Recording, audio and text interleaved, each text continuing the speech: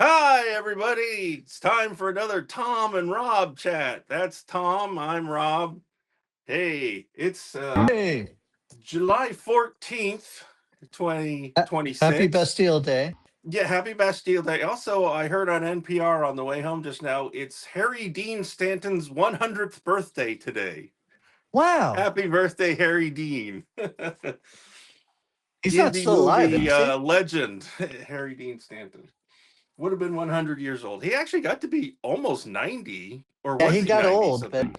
but He, there was a point there that he looked like he was about to die for about 20 years. Don't you yes, think? He got all kind of shriveled up, and yes, but he he kept did that showing up in Mormon show. movies still. Yeah, I He was remember in him the from that Mormon show. oh, was He he in played that? the yeah he played the elder of the Oh, the the elder. throwback of the, what do they call the LDS, that was I'm not sure the terminology, but the I know what ones you're talking that about. wanted to go back to polygamy and stuff. Right. We want the old ways. So he's really conservative and reactionary. Yeah, yeah, yeah. Anyway, Well, okay. It's funny how fast news cycles go these days because this news is only 2 days old and it feels like old news. But the news this week is that Senator Lindsay Graham died this weekend. yes, he did. Like that. Came back from a trip and was gone. People were speculating all sorts of crazy rumors. It's like, no, no. But it is a little weird that his sister is now going to take his place. 9 years his junior, and actually is in charge of South Carolina's educational programs for developmentally challenged children. So Oh, he well, might that's a actually be a nice decent human. that is a nice thing to do. I imagine she's just as conservative as he was. Yeah, probably. Uh, I just, my take, having listened to a lot of other takes this weekend, is that uh, poor old Lindsay didn't do something right. He didn't live his life quite right because in the first 24 hours after news of your departure hits, you want tributes to come flooding in. But what came flooding in were insults and tweets making fun of him. And he did something wrong to have gotten that as the initial reaction to his passing. And we know what he did wrong. Uh, He's a weather vane. That's he was a why. weather And vane, politically, people don't respect political weather vanes who just blow in the wind. you know, Like, instantly people go back to when Trump appeared in 2016 and what he said, he'll destroy mhm. the party and And we we'll deserve deserve it. it. God, he's a race baiting, xenophobic, religious bigot. He's a kook. He's crazy. He's unfit for office. He would be the most flawed nominee in the history of the Republican Party. And he's a political car wreck. And now he's my best buddy. I can't Uh, wait to call him on the. In fact, Donald Trump's thing was like, boy, Lindsay sure called me on the phone a lot. But there was this kind of a pathetic quote where he said, I have never been called this much by a president in my life. It's weird. It's flattering. oh And it God. creates some opportunity. It's like Donald Trump calls everybody that much. He can't stop calling people. It's not you. It's not special flattery for you, but he took it that way. That's sad. Also, I started reflecting on all these negative quotes when that Lindsey Graham seemed, and everyone frames it as, boy, he sure had like a cogent, canny perspective on Trump when Trump first showed up. What happened? Why did he flip? And I'm thinking, I think I know what it was. He has never had any convictions or opinions of his own. He was still in John McCain's orbit. Those were Hmm. John McCain's canny understanding, sizing up of Trump. All those negative things, he was talking to John, and John Hmm. was saying, this guy's a lunatic. He'll destroy this party. And Lindsay parroted it. And now he gets credit for having had that insight. I think that was John McCain's influence on him. But he threw away John McCain's influence and bought into Well, something completely John opposite that McCain his good died. friend hated. Well, John McCain died, and he didn't have a daddy anymore, and he needed a daddy. So And he used to like Joe Biden just as much until yeah, not. yeah. Um, ugh. He said Also, he's never met a nicer person in politics than Joe Biden. yeah, but I'm going to throw him under the bus because Of course, because it's expedient. just the thing The of having word of these kinds of politicians is expediency.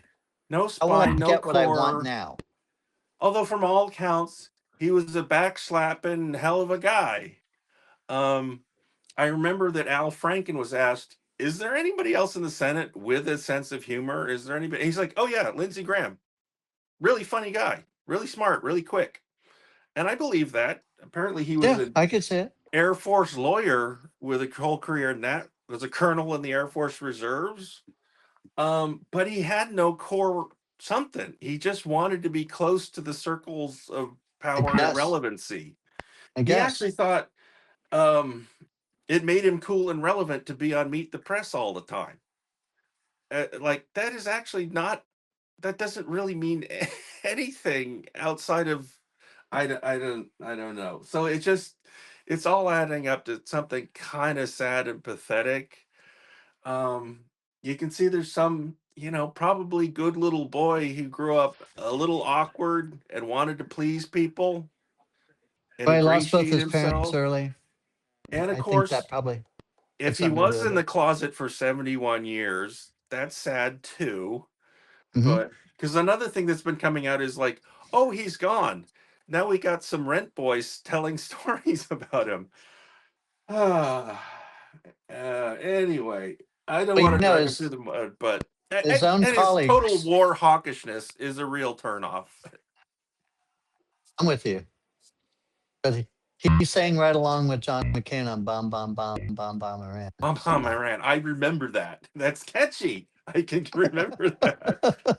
And it was kind of horrifying when John McCain did that, and so Yeah. flippantly. It's like, but Bomb Iran, you know what kind of trouble in the world that would cause if we did that? Well, now we know. Now we Um, know. there was a silly.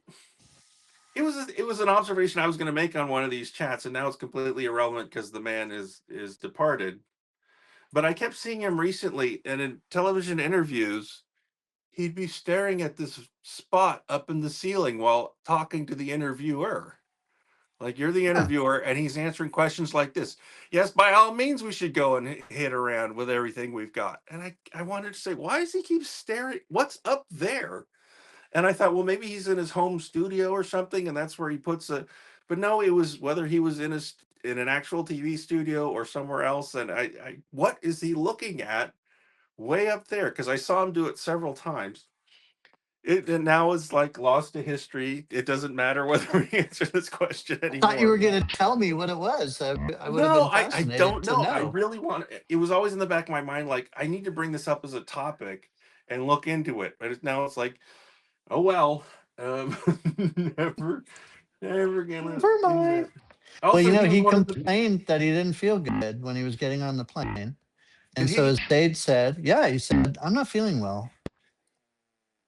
And so the aide said, well, we should have you checked here before we get on the plane. He goes, no, no, no, no. I'll do it first thing in the morning.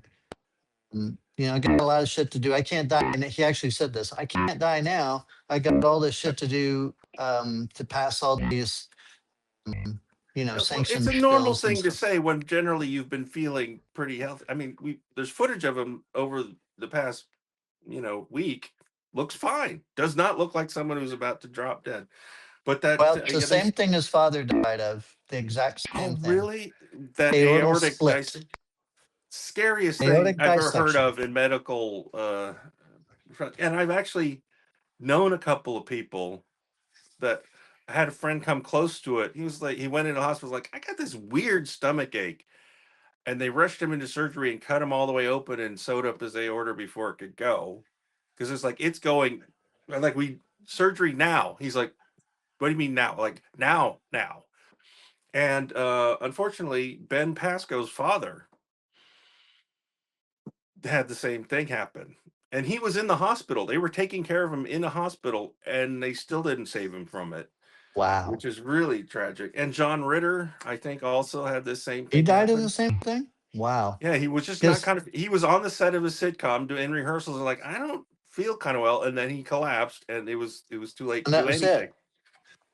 Scary stuff. Because I've often heard of aortic aneurysms, but Yeah, I've but that never heard the it bulges term out first. that's the bulge out that eventually gives way. This is just But like it this gets so weak it just tears in dissection, half. it just tears in half. I think so. That's a dissection. Yeah, that As would if be a dissection. scalpel is split it open. Ugh, ugh, ugh. Yeah, that aorta needs to be strong and thick walled. And oh dearie dear. Yeah, it creeps me out just talking about it. Well, anyway, oh yeah. There was a kid in San Antonio. I'll never forget this. His name was Billy. Billy. Oh, no, I can't remember his last name. Maybe it'll come to me. He was being bullied as he got off a bus, a Northside Independent school bus going home, and he got off the bus, and he was being bullied by um, two older kids, and he just dropped. He dropped dead, and he had an aortic aneurysm, and I think he was like 12 or 13. that And I is thought, crazy. that is, I guess Must have that's just a spooked those congenital bullies. issue. Oh, yeah. Yeah. And in fact, there was this big debate as to whether to hold them liable for his death.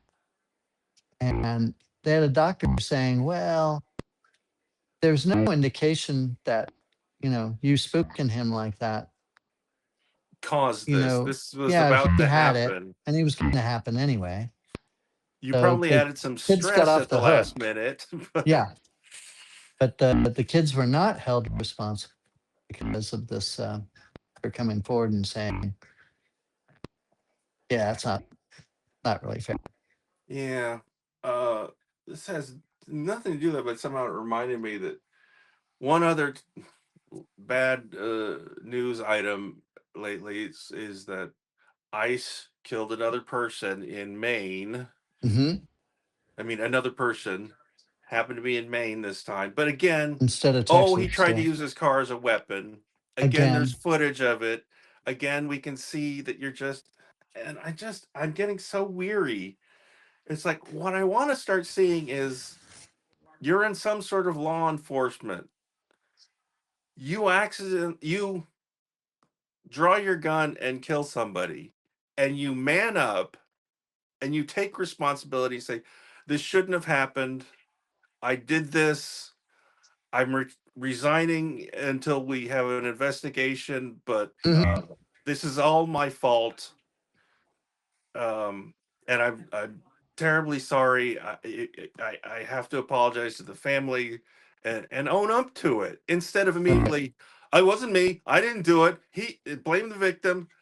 I'm so sick of that being the automatic reaction. It's like, grow up. If Well, you're going to put in the on that text, uniform, take exactly. responsibility. If you make a mistake, I mean, this is what it's about growing up and being in some form of Being an authority. adult. Yeah, And it's just absent. they Never occurs to them. they immediately claimed in the Texas incident that they were in fear for their life. But in the Maine incident, they said, I was in fear for public safety. Uh-huh. And I'm On thinking this to empty myself, street. I'm looking. what? Oh, that doesn't even make any, that has no cogency whatsoever. Why would you be, you are, people should fear you about their public safety, not him. I mean, who else was going to get hurt other Right. than you or him?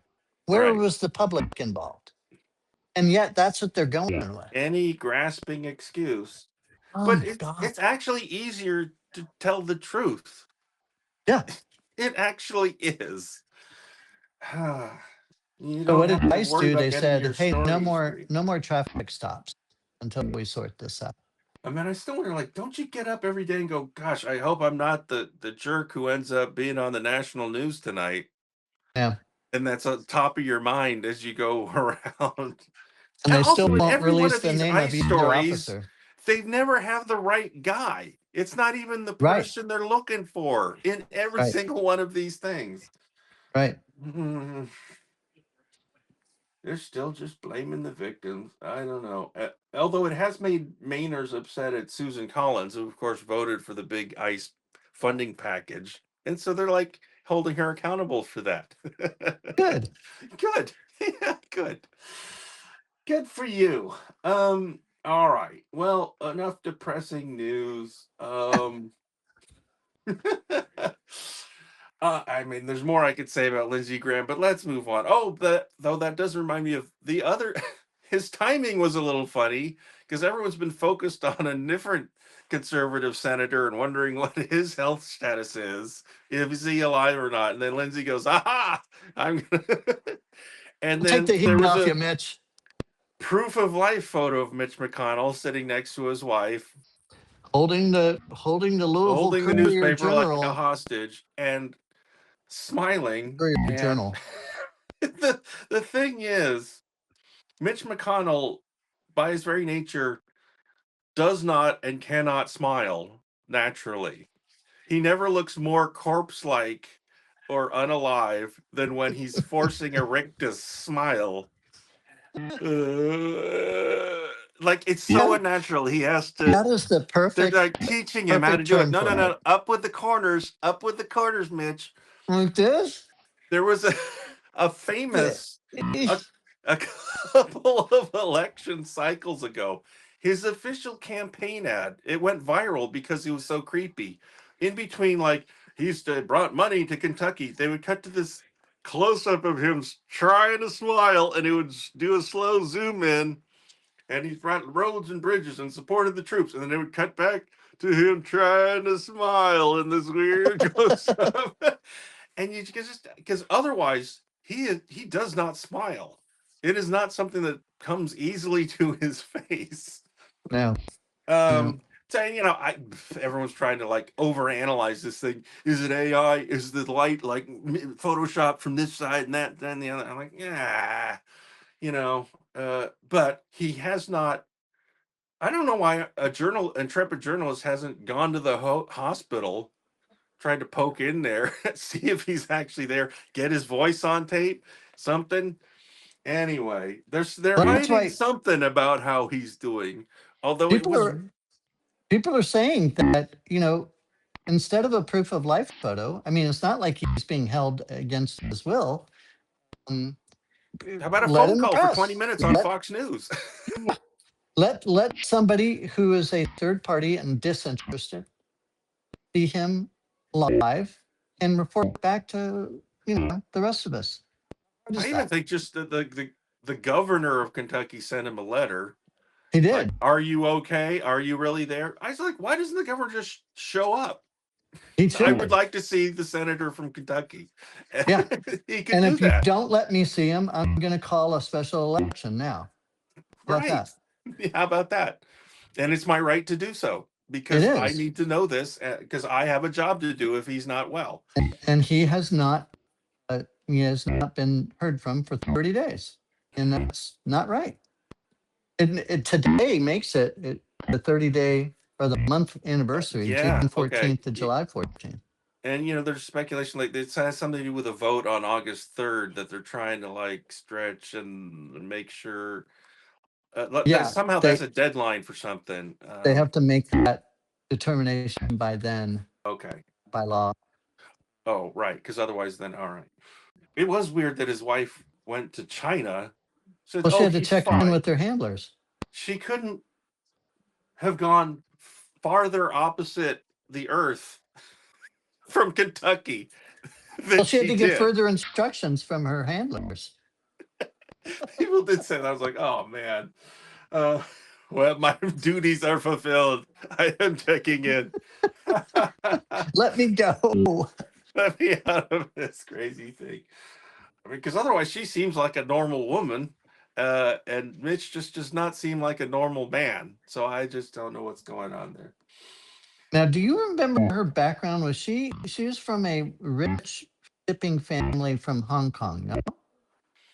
I don't know. I've been hearing lately Taiwan, but I honestly Taiwan. know what the I real knew story it was is. either Hong Kong or Taiwan.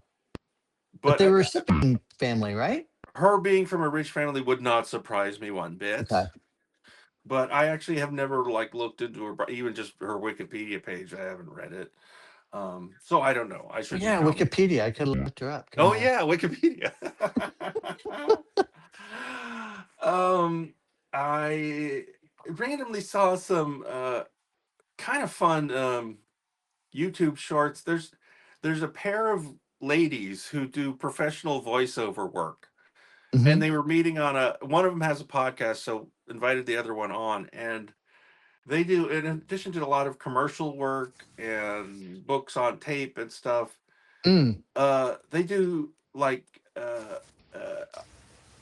tech industry, accessory, Bluetooth connected, Oh, power they do off. those? Yeah, they do those so that they're talking normally in their normal voices, and then they demonstrate this, and it sounds, oh, like, that is my headphones voice. I have heard that voice.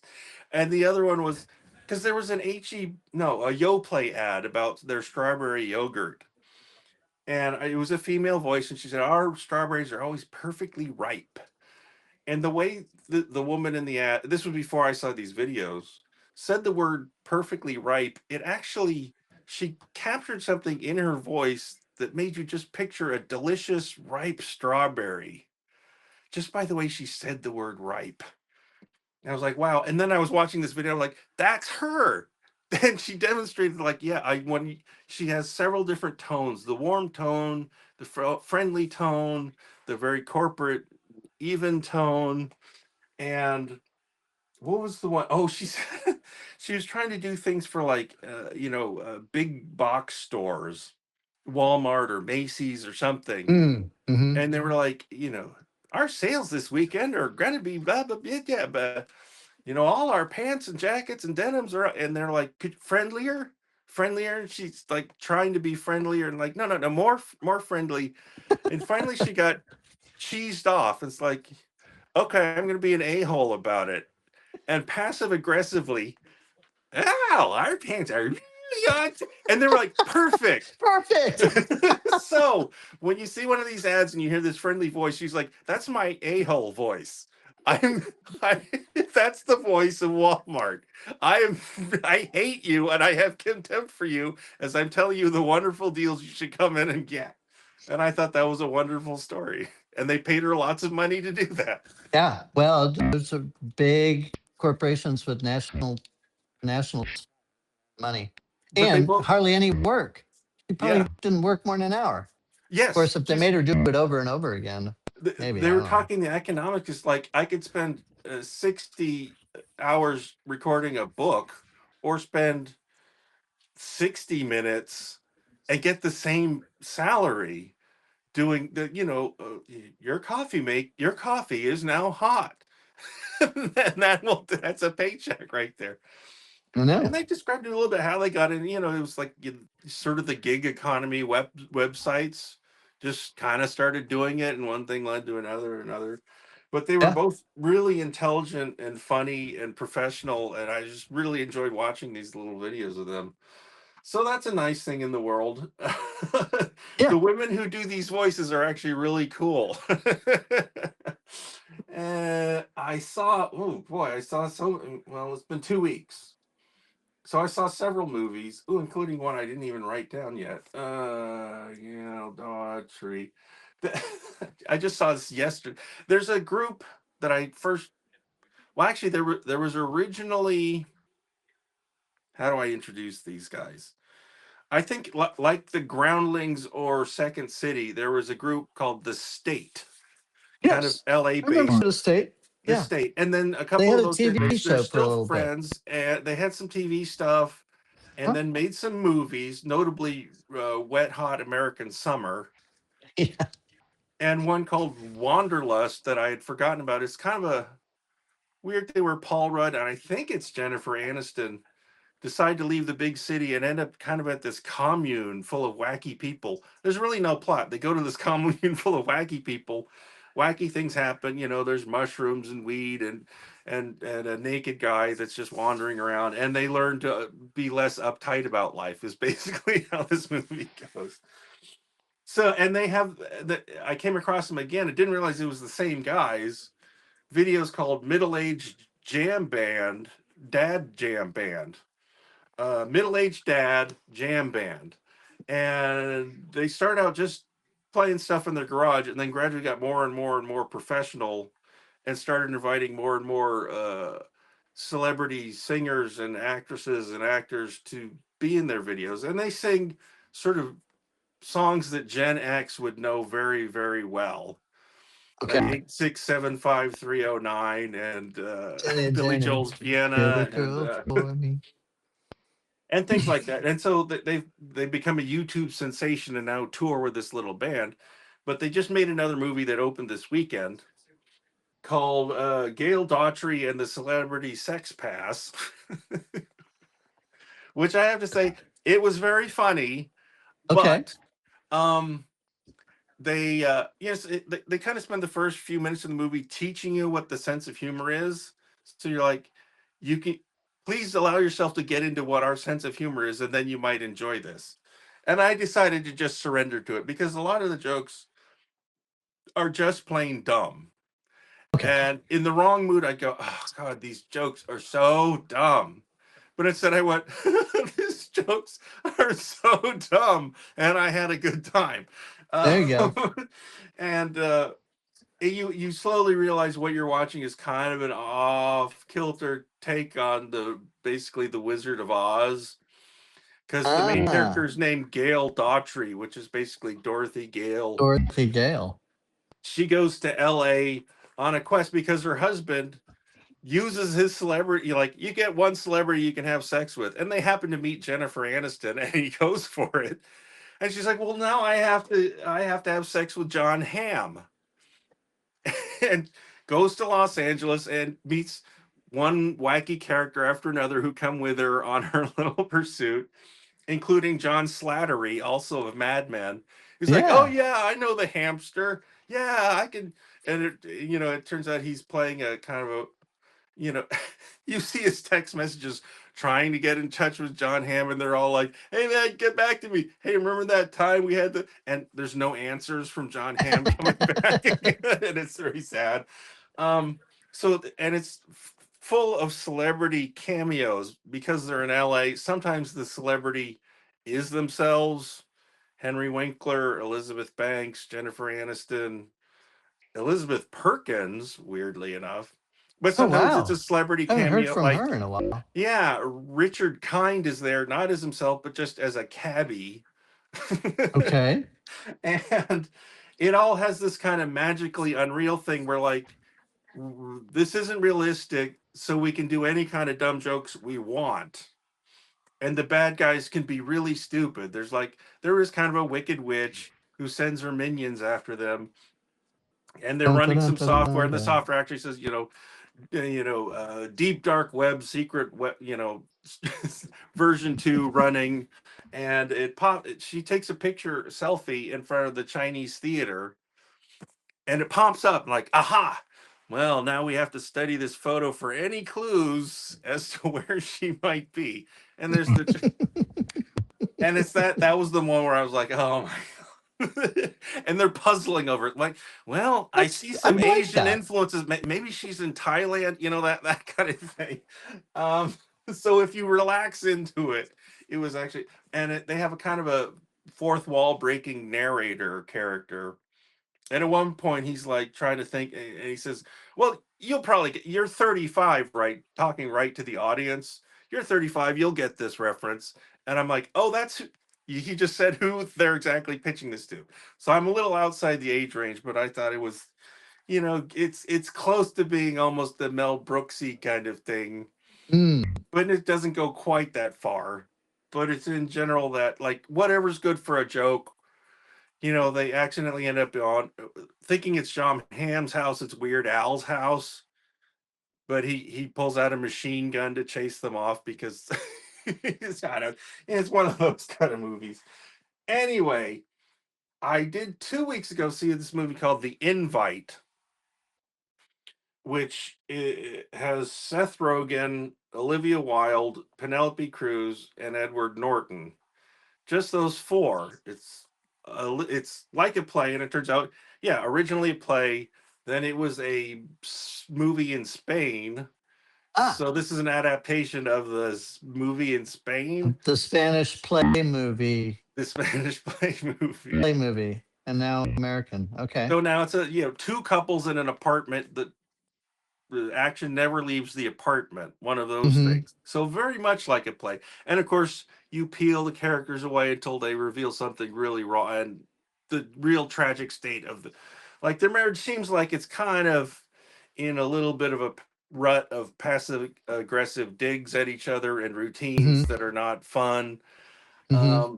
But then by the end it's like, oh, their marriage is like in much more trouble than we thought.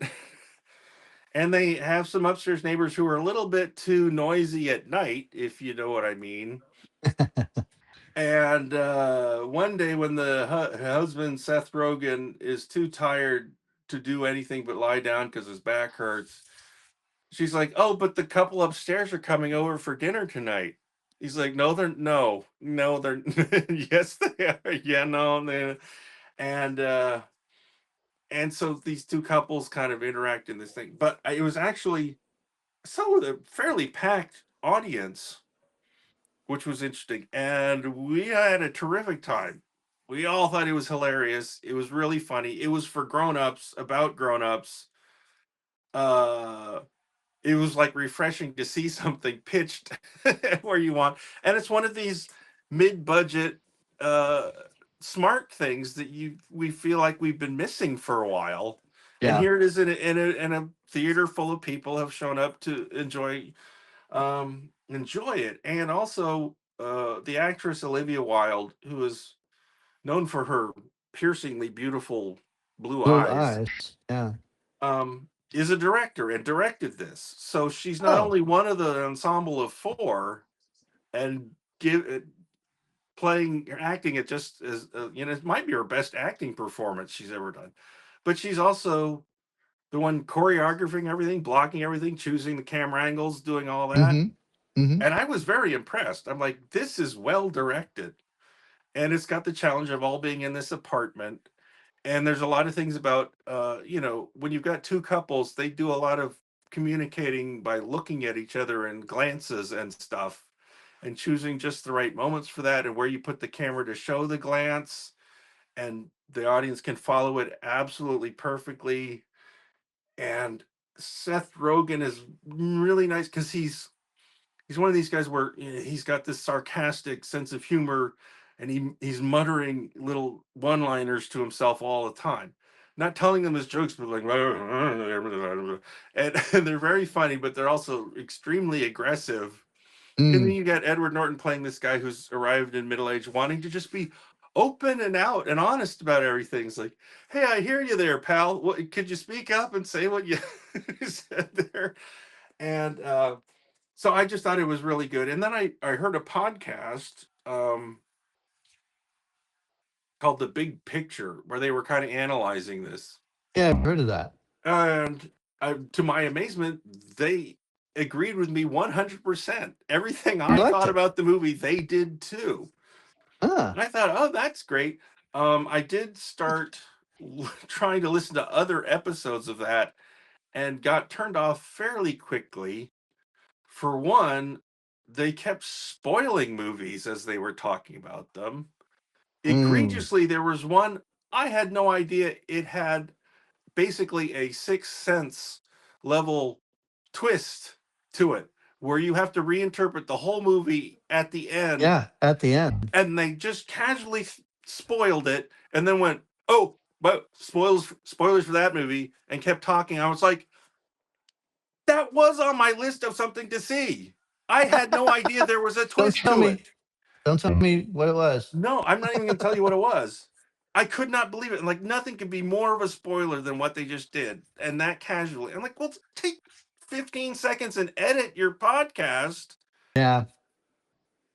I'm like, this is your job. and you don't know. And I started to Are they think, both critics? Are they both I know there's actually movie four critics? people, and another thing I Oh, realized is four. like four people is too many voices for a podcast. It is. Two men and two Especially, women, and they're all talking, and I'm like, it's just too many voices.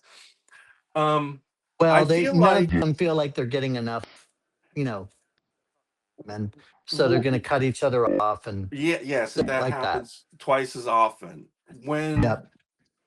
they've gotten to the professional stage where every movie they see 3 weeks before anyone else does. Mhm. So everything's a spoil. Nothing's a spoiler, and they might be just in Ah. their own bubble so much they forget. Hmm. Also, they some of their chit chat is like a little too inside baseball, even for me. And this is, to be kind of over my head or me missing references talking about movies.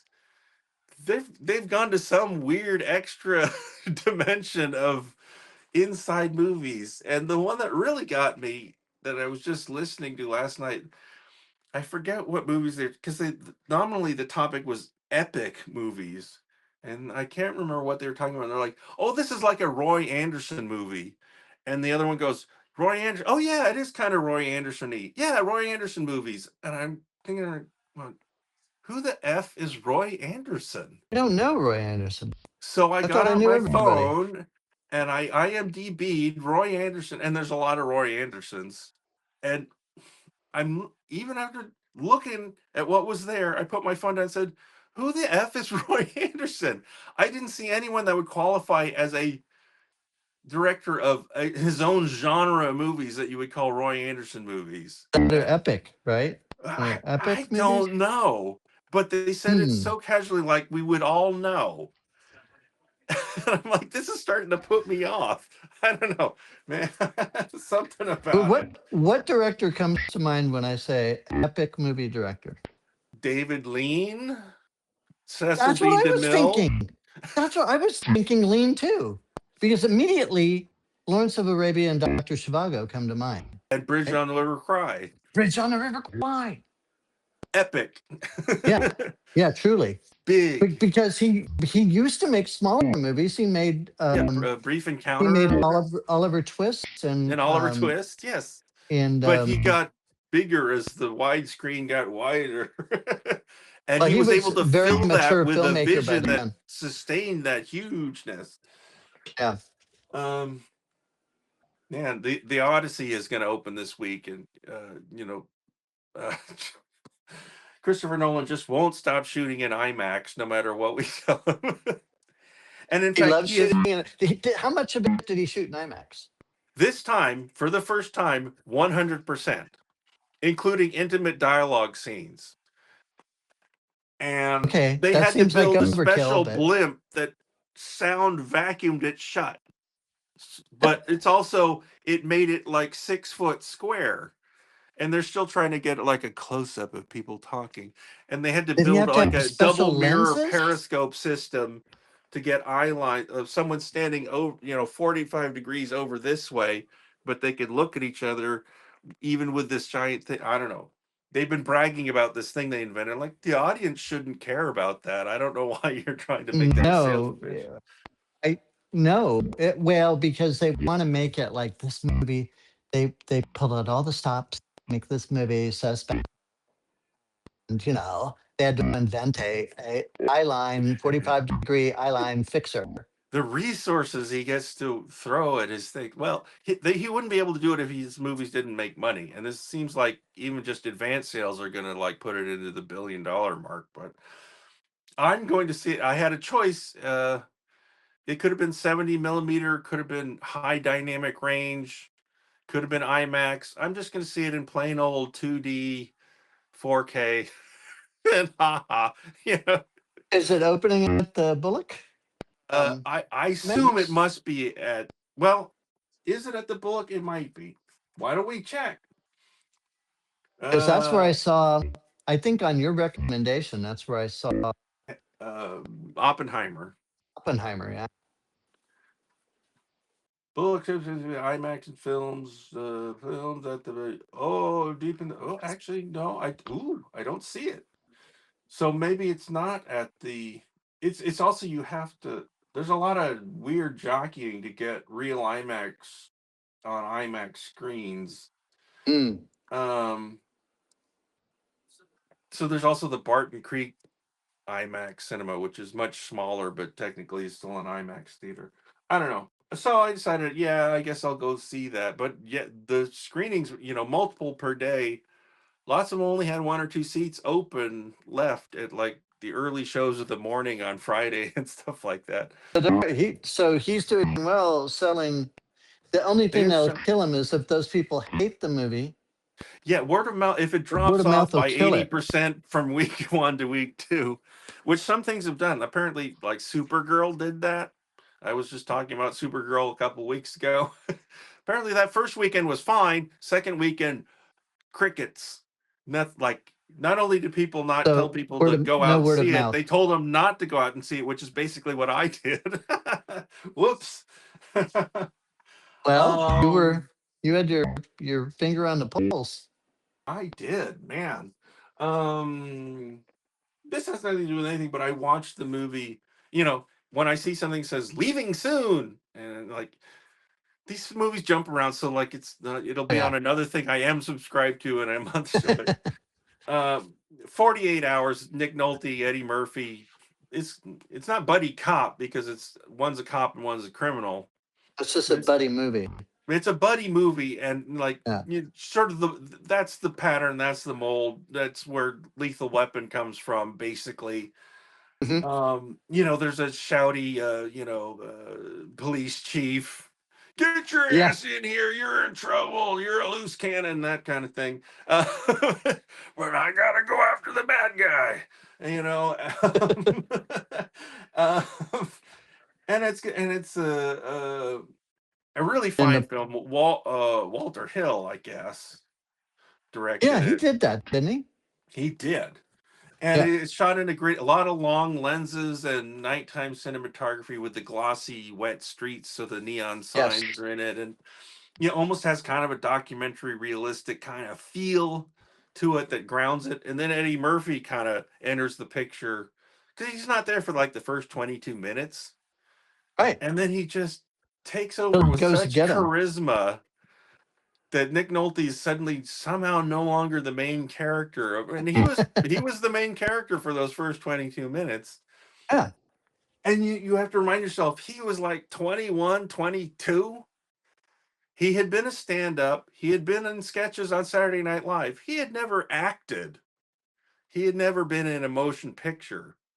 But he Yeah, but swaggers on the onto other the hand, screen, owning it but with such confidence. It's like a superhero landing and his cape billowing behind him. And he's like, here I am.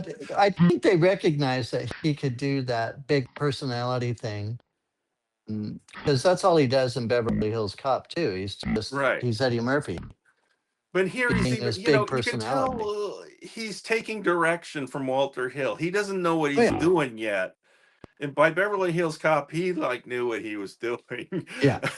um, but it Yeah, it's a is good still point. kind of a tour de force. It's just the force of nature has just arrived. And purportedly, Marlon Brando called Eddie Murphy that weekend. Yeah. You're a new movie star. I see it. You're the next guy. He's okay. Well, Thanks. just that scene Scene in in the bar. yeah, that scene in the semi redneck bar. I It's mean, a redneck bar. There's a lot of racism in this movie. oh yeah. It would not fly today. How about? Oh! I think you're getting a phone call. Oh, did it just cut us off? It I'm getting paused you nothing for a through the second, phone but you here. blipped right back in again. Okay, Or either I'm that, not or getting I'm a. getting a call. Something interrupted for a second. Anyway, yes, the Okay, scene in sorry the about that. redneck bar where Eddie Murphy, he's not even a cop, but he pretends he is, Yeah, so he can tell them what for. And that is an amazing scene. It is it is. justifiably famous. And That he's one I 22 and had remember. never done this before. It's amazing. Yeah. No, Um, he knew how to command a room. No doubt about it. Just Um, naturally. yeah, I'm a big fan of the writer Stephen Moffat, who you're probably not a big Doctor Who fan. He was the showrunner of that for a while, but he also, while he was doing that, created and started showrunning Sherlock with Yeah, Benedict Cumberbatch. So he was yeah. showrunning two shows at the same time, which is So he was crazy. doing one of the. Was he doing the David Talent, or is that his name? David Talent. He picked up after David Tennant left, but he wrote Tennant. several of the most famous David Tennant episodes. Okay. And he was the showrunner for about 6 years and single-handedly wrote 48 episodes of Doctor Who. It's incredible. And when he was younger, he wrote a sitcom called Coupling. It was kind of like Friends in Yes, Britain. He wrote every Coupling was very single big. episode single-handedly. And one episode had 6 episodes, and then one had like 9, and then one had 12. I'm like, how is he? So I'm just impressed at his ability to get the To crank material out out. the. And he's good at humor because he started in comedy, but he can do serious stuff too. Um, anyway, so I was like, what's he doing lately? And it turns out he's Yeah. been doing several things. He's had 2 shows on Netflix that I didn't even remember. One's called Inside Man from a couple of years ago. It's not a comedy, it's a serious thing. It has David Tennant in it. Hmm. A 4 episode sort of um basically he sets up this situation. David Tennant is a vicar in a little town in Hmm. England. Hmm. His son has a math tutor, this lady who shows up. And meanwhile, that morning that the math tutor comes over to their house, a troubled young man from the church says, "Vicar, hold on to this for me," and gives him a thumb drive. And the math tutor accidentally puts that into her laptop, thinking it's something else, and it's child pornography. And she thinks it belongs to the vicar's son. And the vicar's like, no, no, no. It's a troubled young man. No, wait, it's mine. And he starts like saying all sorts of crazy things to try and get her to just please not think it's his son because he's worried it will destroy his son's life Right. to have him tagged with this when his life is just getting started. Right. And in this desperation, it's like he starts blocking the door with his body, and she starts getting more and more uncomfortable. And when she's trying to leave, she hits her head on a counter, blood. So now it's even worse. Then somehow she ends up falling down the stairs into the basement. And it looks like Chihuahua. and he locks her in the basement. It's like, now what do we do? And then the wife comes home and she's like, we can't let her leave. She'll go to the police. And I'm sort of yelling at the screen like, actually, just going to the police and taking the consequences would probably be better than anything you're trying to get up to now. So But it's that's just the classic setup. film This noir, though. woman is Where. trapped Yeah. in this thing by a Yeah. vicar. Yeah. The son doesn't know any of this is going on. The Right. parents are keeping it quiet. The woman says, "Oh, by the way, I'm rubbing my blood and pissing in every corner of this room." So I've been making my own insurance policy now that I'm locked in here. Yeah. They start a B story in America in a prison. Stanley Tucci Oh is yeah. a criminologist who has a special gift for solving crimes, and he's going to solve this crime remotely over the course of this thing. So it's just a puzzle box that Stephen Moffat has created to play this whole thing out. We saw that. Okay, you did see it. Continue. So Do you remember Inside Man with David Tennant and Stanley Tucci? Yeah. Anyway, she said vaguely. vaguely, right? Anyway, and apparently Stephen Moffat also made a Dracula series for Netflix that I didn't know about. Oh, okay. I Yeah. didn't know about that either. Yeah. It's co-created with Mark Gatiss, who is the co-creator of Sherlock. So the Sherlock guys Okay. got together to do a Dracula thing. Apparently, trying to. Its conceit is it's since Dracula was an epistolary novel, basically Jonathan Harker writing a bunch of letters. Right. I just watched the first 6 minutes, kind of to put it into my watch next queue. Where some nuns in a nunnery find Jonathan Harker a couple of years later, and she says, "I've read your stack of letters. What really happened?" And he's like, "Well," and then the show is about to start, and that's where I left off. I intend to watch that though. But Okay. yeah, the prodigious creativity of the man, and clearly he's kind of a workaholic at it. I don't know what his discipline is. I think he says I do it kind of 9 to 5 because that's the only way to have a life and raise kids and stuff. But like, Right. wow. But he can sit down and do it. Like concentrate and just I've got a script to write, so I'll knock one out. And sometimes he says, "Oh, that was very hard to write." But was it? I don't know. It didn't make you made it seem like it wasn't so much. Gosh, I've actually run through my entire list of things to talk about. Although we are coming up on almost 50 minutes again, somehow wasted another perfectly good hour with Tom and Rob. Click and clack. Oh, I guess I Made a should big once again. mistake when Anything around else Oscar going on time. in your life? Anything on your mind? I'll tell you a little story. Around Oscar time, I wanted to see. Everybody was raving about one Battle after another? battle after another, and so it came on HBO. And foolishly, I took the cheapest subscription, and it had a million ads in it, and inserted with the artistic style of a YouTube video. Or Oh, just they're talking, and all of a sudden, an ad starts. just interrupting things. Yeah. Uh, Not at a scene break or anything. It's just like, uh, okay, now we're going to do a bunch of ads. And the real and the movie was so disjointed. My experience of it was disjointed. you Oh, probably didn't like it as much as okay, you might have. it's pretty good, but I don't know what everybody's raving about. Well, it came to Prime, and of course, Prime is shitifying as well. Yes. They used to show no ads, and now they've got some ads. There were only three ads that came, and they were done artfully. There was the denouement, and they threw it in there, and a new scene was going to start out.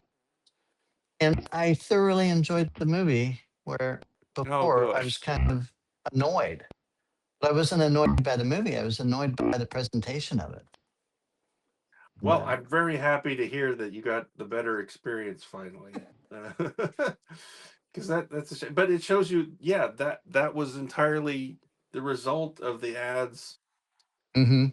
disrupting your concentration while you're trying to watch a And thing that that a movie's in filmmaker has put together deliberately to be seen. right. And it's important to see it and see because there were parts I'm seeing it and I go, did I even see this in the other one? Because I'm not A sure I remember this part. And it makes everything make a hell of a lot more lot more. There's a those flow things to it when you have together. all the information and you're not The early distracted parts from with the Stephen J. Lockjaw, it. Yeah. yeah, Yes, that's important to understand that rivalry between.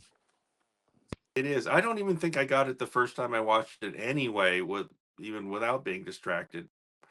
But yeah, like, oh yeah, all these things are important building blocks to make the whole thing Much what more the movie's enjoyable. about, where it's going, how it's gonna end up.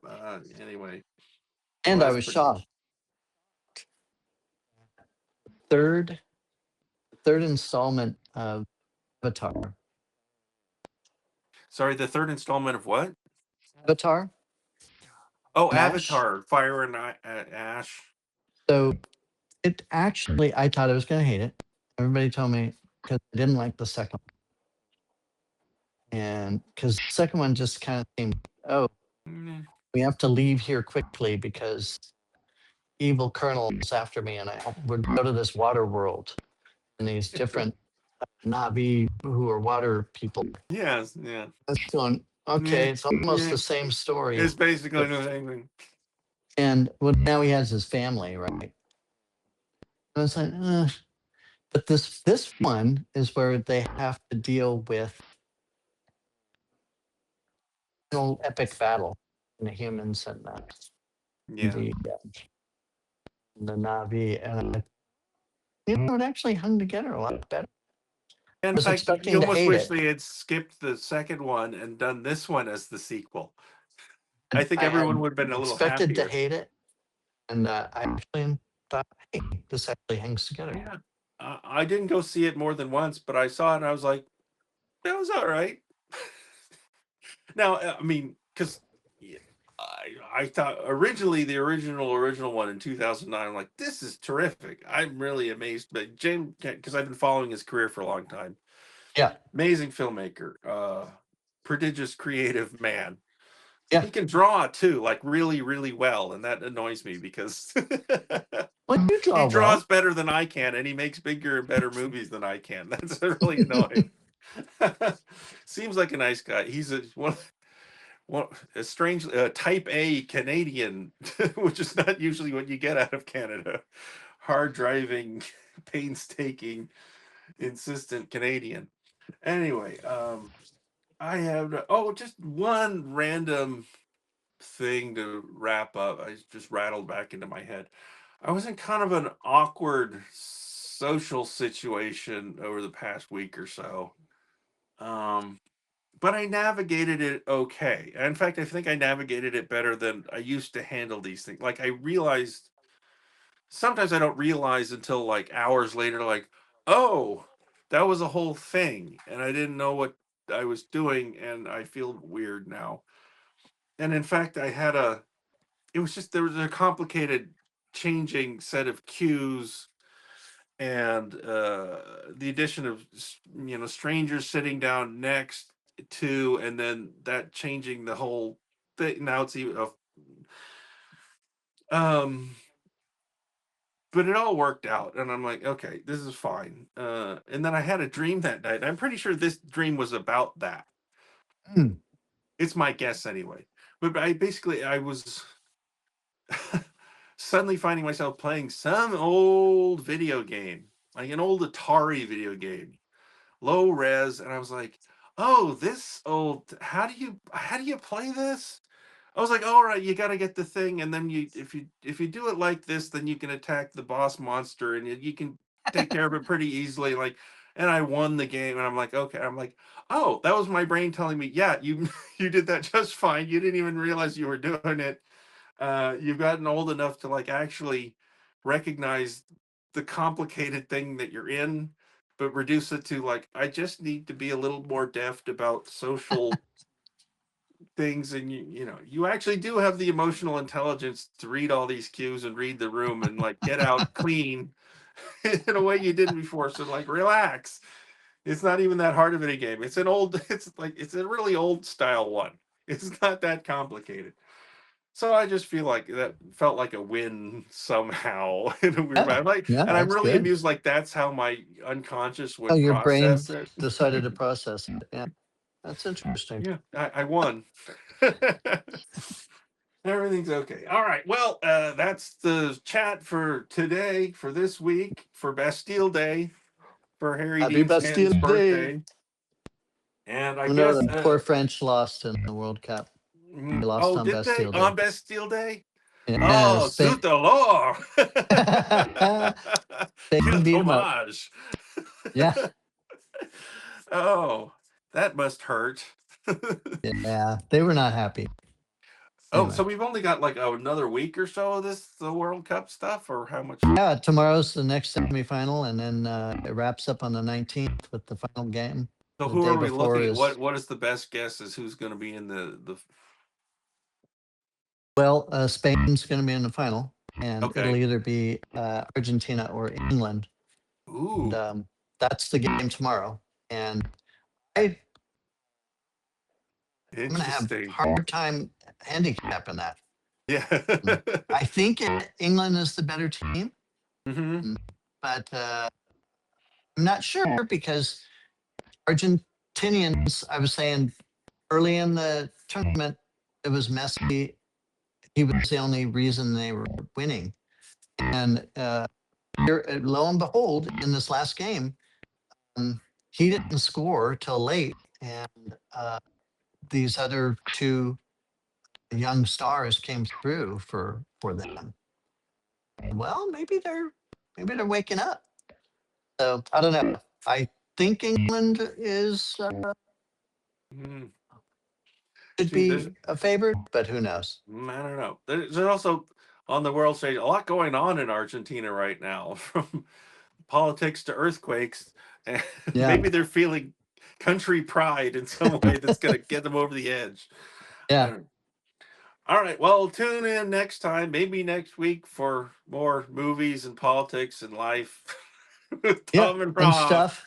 chatting here. All right. Bye All bye, right, Tom. Thanks for bye. chatting. My pleasure.